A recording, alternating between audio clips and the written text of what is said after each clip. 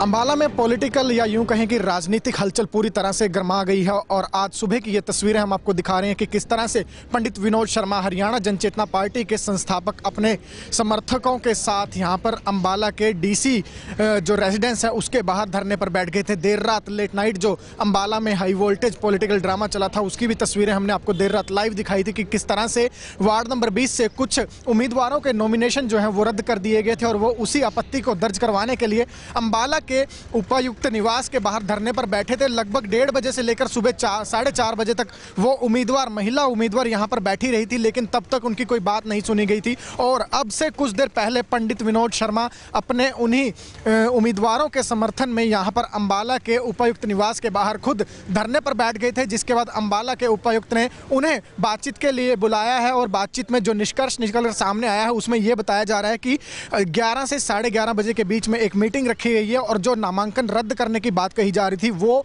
अब पेंडिंग में डाल दिए हैं। यह कहा जा रहा है कि वो अभी पेंडिंग है, उन्हें रद्द नहीं किया गया है।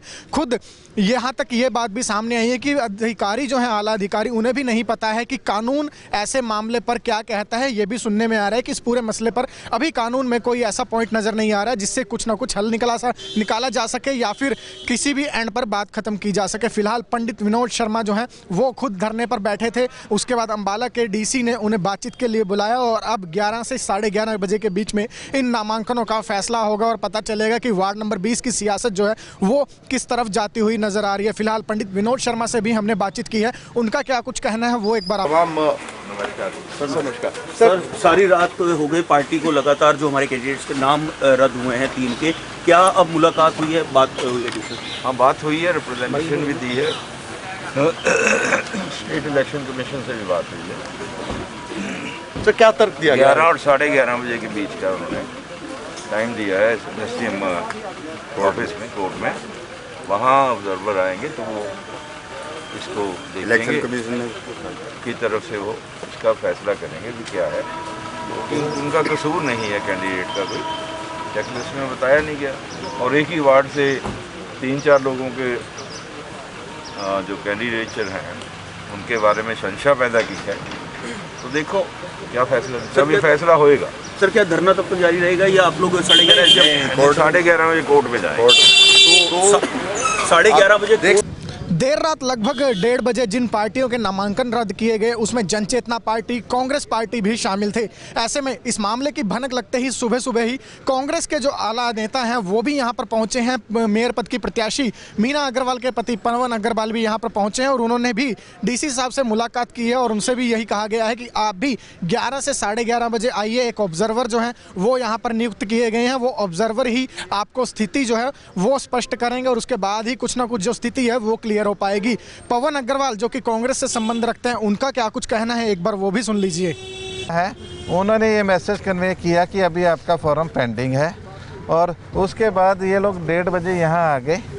1:30 बजे से रात के यहीं पे बैठे हैं। तो सुबह डीसी साहब ने हमें आज से 15-20 मिनट पहले बुलाया, हमारी समस्या सुनी और उन्होंने ये कहा है कि 11 बजे जो यहाँ के ऑब्जर्वर हैं वो आपको आरओ कार्यालय में मिलेंगे। सर कारण क्या मानते हैं, क्यों अचानक एक ही वार्ड के 3 लोगों का नामांकन रद्द कर दिया? ये जो हमें लगता है एआरओ की गलती है।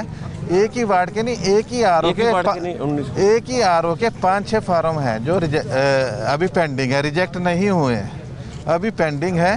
और उसमें क्या है कि एग्जीक्यूटिव मजिस्ट्रेट के साइन नहीं है, जबकि एआरओ के पास भी एग्जीक्यूटिव मजिस्ट्रेट की पावर है, वो वहीं पे कर सकता था क्योंकि प्रत्याशी भी सामने था, उसके पहचान पत्र भी फॉर्म के साथ थे, उसको वहाँ पे करना चाहिए था एआरओ को अपनी मॉरल ड्यूटी समझ के। क्योंकि ये महिला वार्ड है, महिला प्रत्याशी है, कहीं ना कहीं कोई जानकारी की कमी हो सकती है। हमारी भारत सरकार का भी उद्देश्य यही है कि महिलाओं को आगे लाना, समाज में आगे लाना। अगर ये चीज़ होती है तो बड़ी ही दुर्भाग्यपूर्ण होगी, महिलाओं के साथ भेदभाव होगा। क्या कोई पॉलिटिकल प्रेशर भी लगता है इसके पीछे? इसके बारे में कुछ नहीं कह सकते। 11:30 तक अगर नहीं करते तो उसके बाद वकील से राय लेके अपनी रणनीति बनाएंगे। अभी तक हम भी इस बारे में अवेयर नहीं है। इवन डीसी साहब भी कहते हैं कि मुझे भी नहीं पता कि इसकी अपील होती है नहीं होती है। जो उन्होंने कहा है कि इसके बारे में एक्ट खामोश है।